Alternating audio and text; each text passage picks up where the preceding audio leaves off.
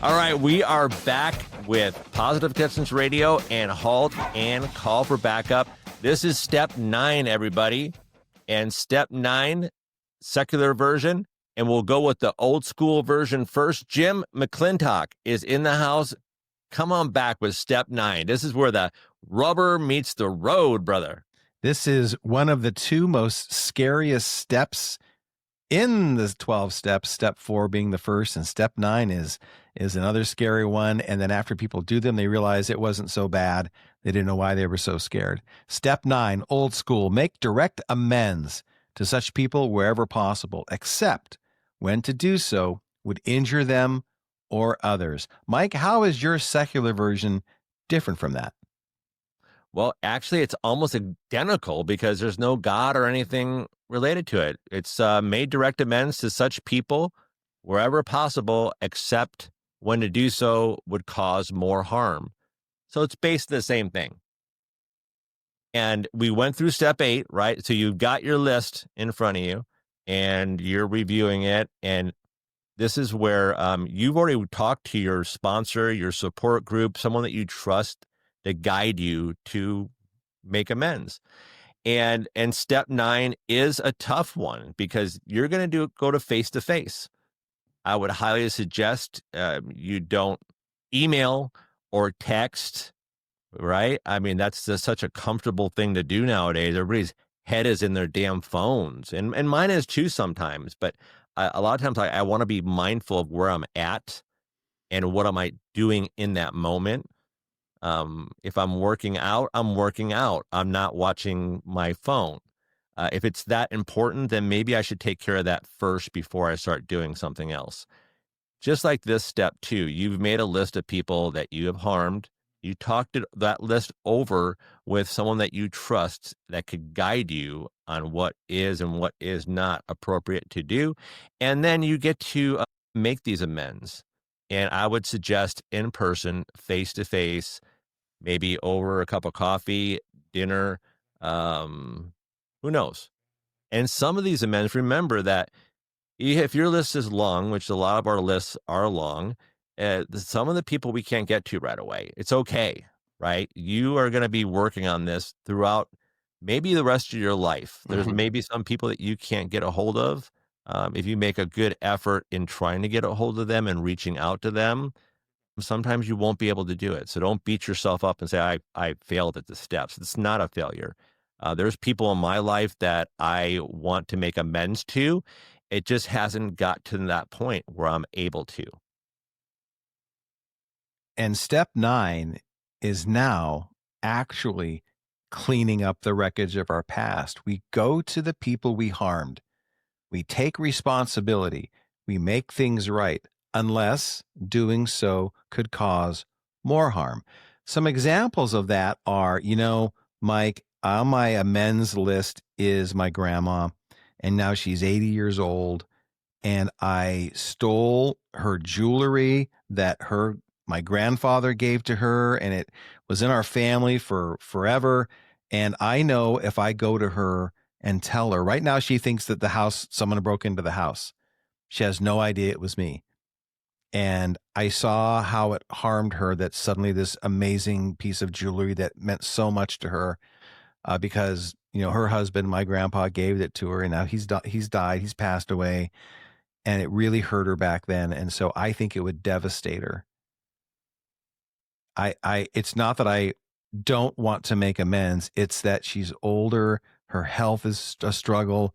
I think it would really, really hurt her a lot worse if I said I had done this.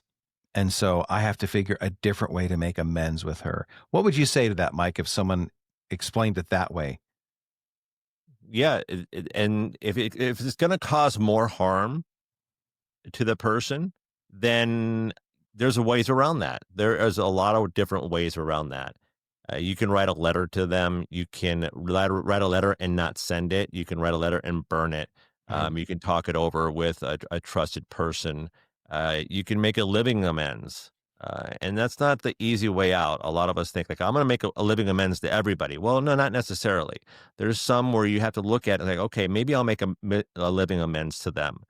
Maybe I could do some stuff for them that they have no idea that's connected to what I did that they have no idea that I did, right?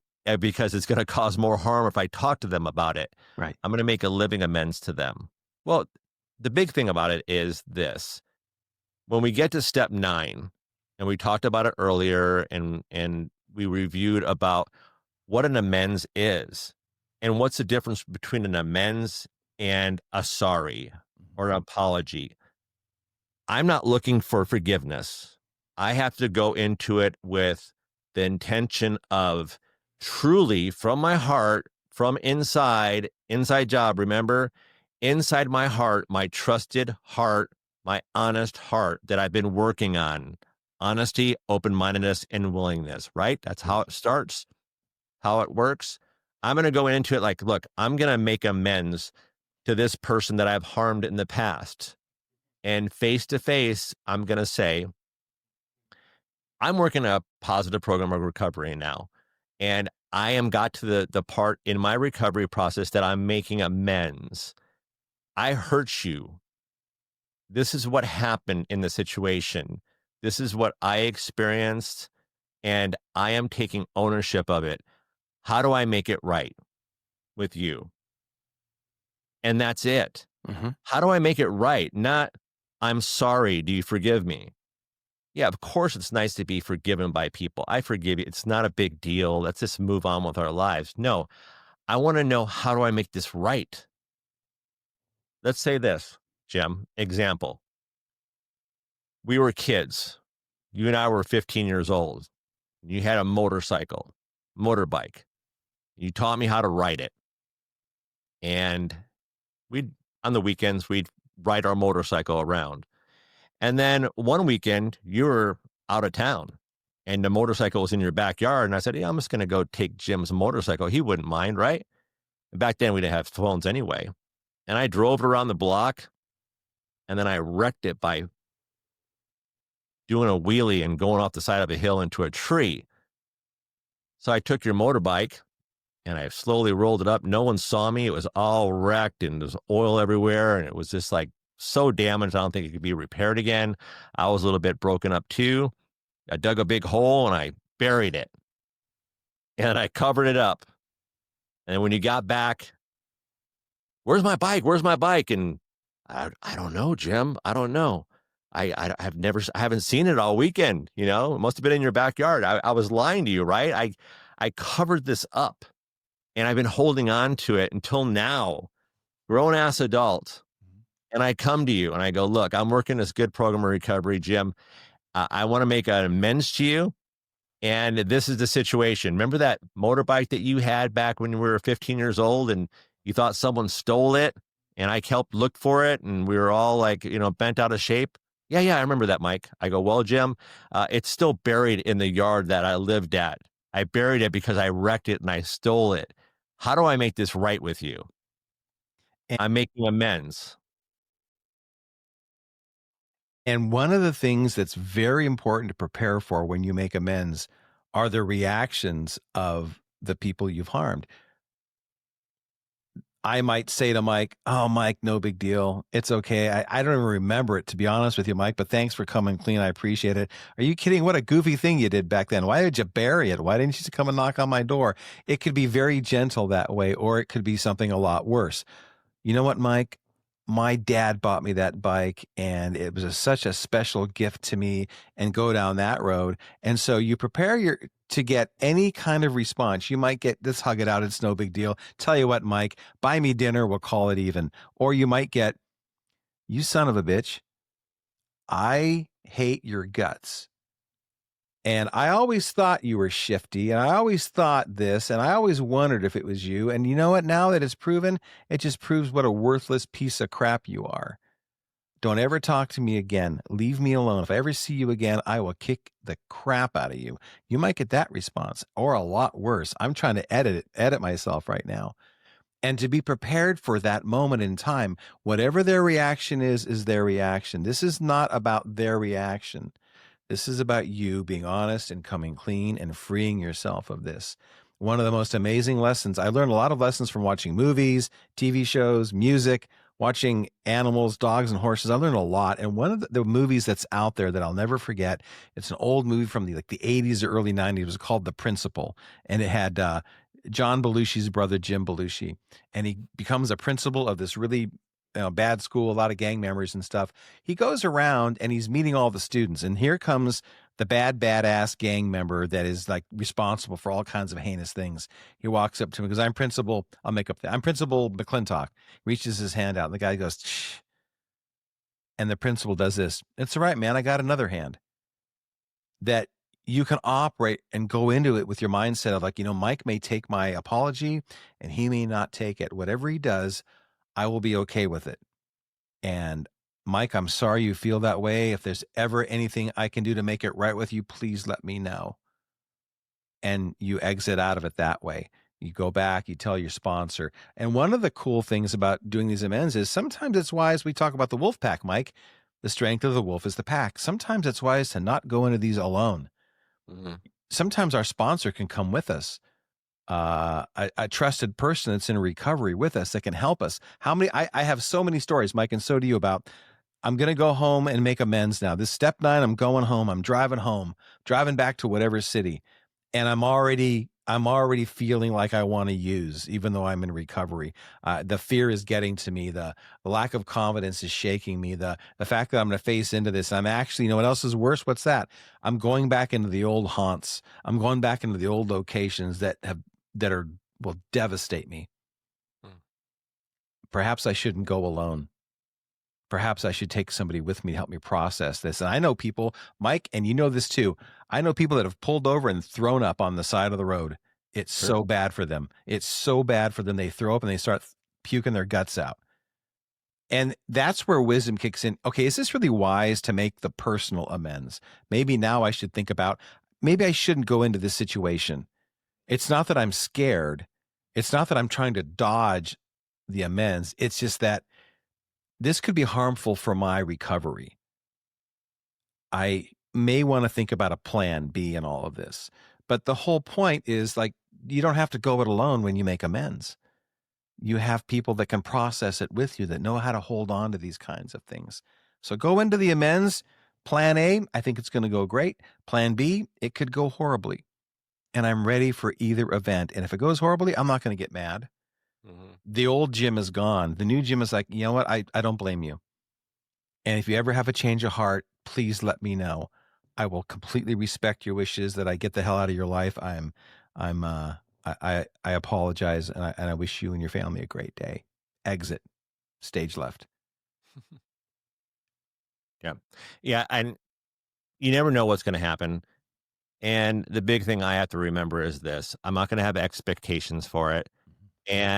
But once I make my amends, my truthful, honest, from my heart amends to this person, and they accept it or they don't accept it. But guess what, folks? My side of the street is clean. Absolutely. So if Jim says, hey, that motorbike back when we were 15, F you, I want $300. I'll pay you $300 for it. It's definitely, I mean, if you said 3,000, it might be a little bit too much, but I'm going to do that. I'm going to pay you $300, Jim. Then guess what? My side of the street is clean. That is our verbal contract, our spiritual contact, our whatever it is. But don't come back to me a year from now saying, you know what, Mike, I should have charged you 1,000. So I'm going to need another $700 from you. And you know what I'm going to say? No. I'm going to say, no, we are done. We are done with that. I'm not going to, it's done. Once it's done, it's done. Mm-hmm. So if I make amends to somebody and they decide to knock me in the face, right? Punch me. I thought about that too. What am I going to do? I'm going to take the first one, mm-hmm. and I'm going to walk away, mm-hmm. right? That was my amends. I made it, and we're done, right? Yeah. As long as it doesn't go any further than that, we're done. You got one on me, all right? Mm-hmm. However, what I've experienced in my amends in my life is that it's very heartfelt, and the ones that I thought would never talk to me again, I happened to bump into here and there where all my shame lived. And to get to face it, it was a very emotional. And most of the times was, I'm glad that you're alive. Yeah. We didn't think that you were alive, or we are so happy that you are. And yeah, their hearts were broken. My heart was broken too. And to make that amends and just to have that feeling like, we're glad you're okay. We're glad you're okay. And that really warms my heart. And it's happened a lot. And I have to realize too, there's some people that might not ever want to speak to me again. Mhm. That's fine Yeah. also. Yeah. So, but I do a valiant effort to make all these amends and not leave anything out. Mhm. Some might be harder to get to than others, but I do these things and then they're done. And folks that are in recovery and treatment, or that are going through this to make amends, so Step-9, you're not alone. The old school term, the normies, like myself. There's a lot of us. In fact, there's a majority of us out here that are right there with you, and we are thinking about making amends. We know deep down I owe Mike a huge apology. I owe Jim a huge apology. And I'm trying to get the courage to make it right with them. And then I even say to myself, Mike, I've talked before. You know what, Mike? There are people from my past, back when I was a young knucklehead young kid on the beach. There are people that if I run into them, I would be humiliated to see them again because of my behaviors and actions. And yet, there's part of me that hopes I could run into them at some point so I can say, I owe you the biggest apology, and I want to make it right. Is there any way I can make this right with you? And I'm so sorry for what happened. And also remember that when you make amends, this isn't dumping your guilt onto them and going on and on and on about what happened to you in the past few years, and trying to make them swing their emotions to your side. It's just being direct. I made a mistake. I did this, like Mike was talking about. I did this. This is the harm it caused. I'm sorry. This is what I've done to try to make it right. I'm here to ask you, is there anything I can do to make it right with you? I'm not please forgive me doesn't come out of my mouth. It's I'm Mhm. sorry. And then Yeah. what the person chooses to do with that is to them. But then to Mike's point, I'm only going to do this once, and if they have a bad reaction and I tell them, well, if you ever have a change of heart, let me know, and you kind of pull yourself back. And so I'm open to that. But if it gets really aggressive, like Mike was talking about, well, this is as far as it goes. And I apologize. I will make this right. It didn't go perfect, but welcome to the planet. This is the way it went. And I'll just have to, I choose to move on now. So, folks, remember Step-9. This takes courage. Takes courage for all of us. I don't care what side of the tracks you're on, normie side, recovery side. This is the planet that we're on, and it takes courage to take responsibility for yourself. But the end goal is the freedom it brings us. You go out, you do your best to repair the damage that you caused in a way that heals rather than hurts.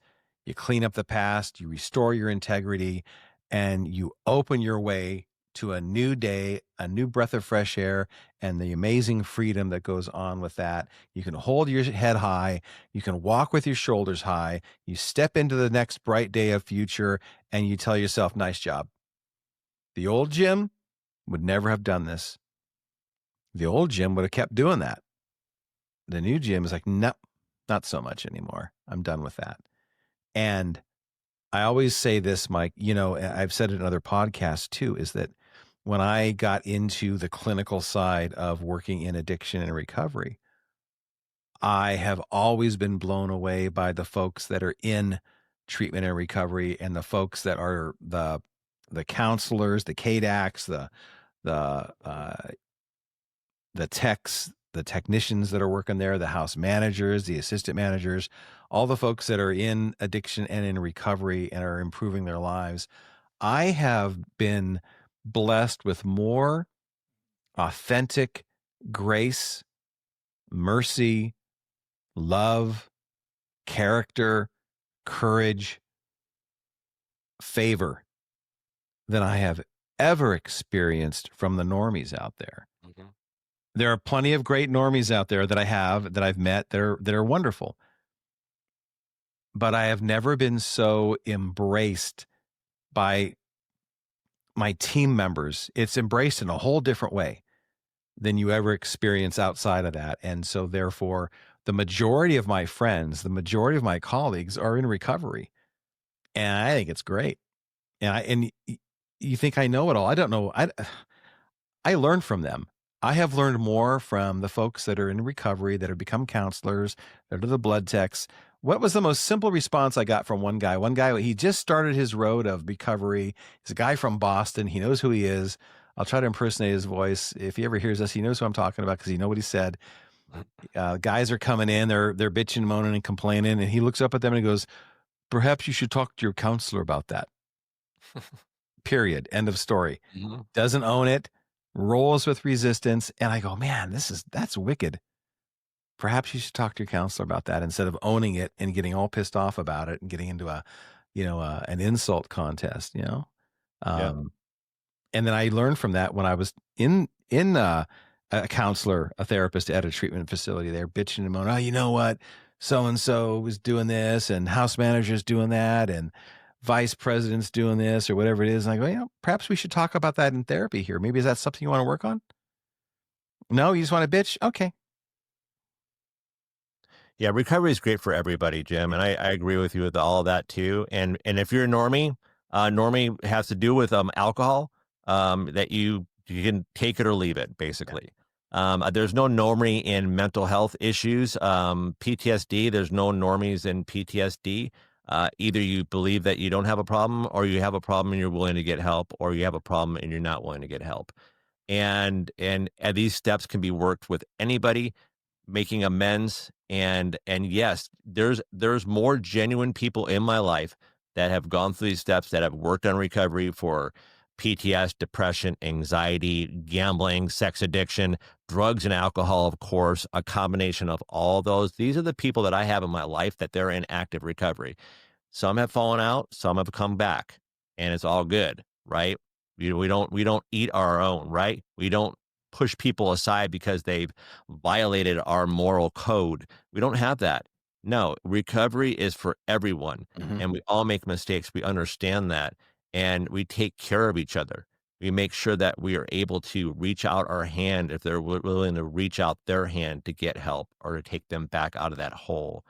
And the Step-9 reminds me of this, and I usually come across the trust bucket. I don't know if you've heard of the trust up bucket before, if I've talked about it before, but the saying is this: trust is lost by the bucketful and gained back by the dropperful.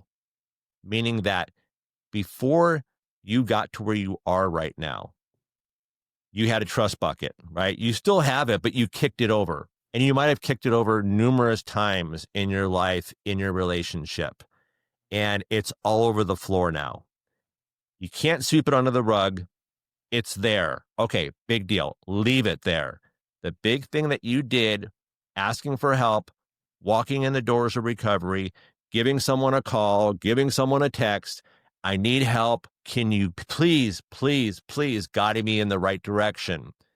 That's when you put that bucket right side up again and it's empty as hell, right? There's no more trust in there.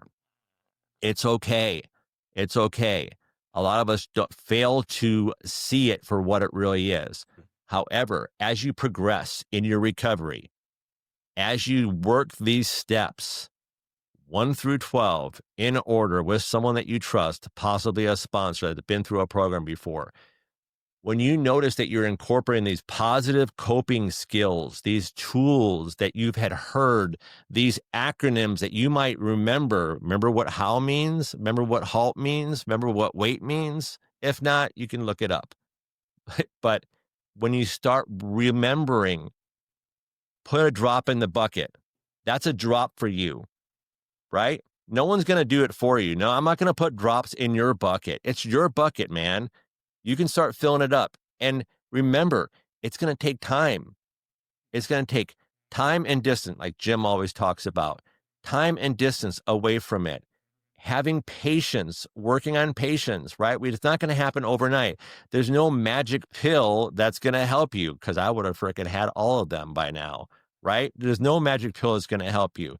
You take one drop at a time into that bucket. and give yourself a pat on the back for those things that you're doing. And it's going to take time to fill it back up again. And yes, recovery is about working on all the stuff on the floor now, right? Because you can't sweep it under the rug anymore. It's all too full. Everybody sees around you, and all those sorries that we have said in our lives. Step 9 is not about, I'm sorry, I'm sorry, I'm sorry. It's about action. How am I going to make this right? It's going to be about action, not words. So even your loved ones are saying, I'm done with sorries. Okay, how am I going to make this right? By my actions. And hopefully the people in your lives will notice those drops. I'm not going to say everyone's going to notice your drops going back in the bucket. Don't get butthurt over it. Don't have expectations that people are going to notice how great you're doing. But they will. And they'll say, I noticed that drop in your bucket, right? They might not say it that way. If they do, that would be great. But they're going to notice it because they're going to notice a change in you. Yeah. They're going to notice a change in your behavior, your attitude, your lack of anger that used to anger you. All these things are going to start filtering out. You're going to have more self-esteem. You're going to hold your chin up higher. You're going to sit straighter in your chair. You're going to be grateful, a lot more grateful for life. And you're going to be proud of yourself for what's inside of you now, not what's out there, because it doesn't make a difference what's out there. What makes a difference is what's inside of you and what you're doing about it, and looking at yourself and healing with others, not alone. You're not alone anymore. So that's what Step 9 is about. Yeah, beautifully put, Mike. 100%, Mike. Right on. And Mike, you said something a bit ago that caught my attention as well. That's really important. And that is, don't forget to reward yourself, to pat yourself on the back. You could be going through the steps and it could feel horrible for you, but that's the moment in time to go to McDonald's, go to a restaurant, go sit still with a cup of coffee and enjoy it. Sip it and say to yourself, take a bite of food and say to yourself, go on a hike and say to yourself, I'm doing good. This is a good thing for me. This is brand new for me. And I'm seeing the world through new eyes now. And this is good for me. I reward myself for leaning in and doing the opposite of how I feel and leaning in and pushing through these things. I'm not alone. This is a great day. And I will continue this journey into my new health. And Step 9 is where integrity and empathy meet. It's not about erasing the past. It's about making it right when we can and learning to live in a way that prevents the same harm in the future. We don't want to go back to this again. I want to one and done on these steps, right? One and done on these steps. I did them twice already, but the first time I did it 100% honest, and I didn't want to have to like go back or stop halfway through and go back to the hole that I used to live in. And when they're done thoughtfully, this step not only heals just relationships, but our own sense of self, right? Well, I want to get back to that again. And then life can be a little bit easier to look at and live with. I was going to say, shoot, there was something about, and for those folks that are looking for a book to read, a devotional of some sort, something to help with personal growth, we encourage you to grab a hold of the big book. We encourage you to grab a hold of the 12 steps, the traditions, and make that a part of your daily prayer, your daily self-reflection, because there is wisdom in these steps. There is wisdom in the big book. There is wisdom in all of these things. And you can change the words around. It doesn't have to be about substance use. It can be just about your attitude. It can be about reflecting on how you want to make changes in your life. This is an amazing roadmap full of wisdom. And we encourage you to check it out. If you're looking for something to read in the morning or at night, take a look at these and see how they speak to you. Yes, I agree, Jim. Thank you so much for that. And everybody out there, life doesn't have to be such a struggle and have to be so hard because we work together at this. And a lot of us are experiencing struggles and pain, but we just have to remember that we can do this together. Yeah. If you have the will and you have the courage to ask for help, have the courage to stand up, speak your truth, have the courage to speak your truth, have the courage to stand up and speak your truth and break that stigma that haunts a lot of us. And we get through this together because we can have a happy life. Absolutely. So Stay strong. Keep your heads up. If you start to struggle, slow it all down. Take a step back. Reload. Relaunch. Halt. And call for backup. don't get fooled again.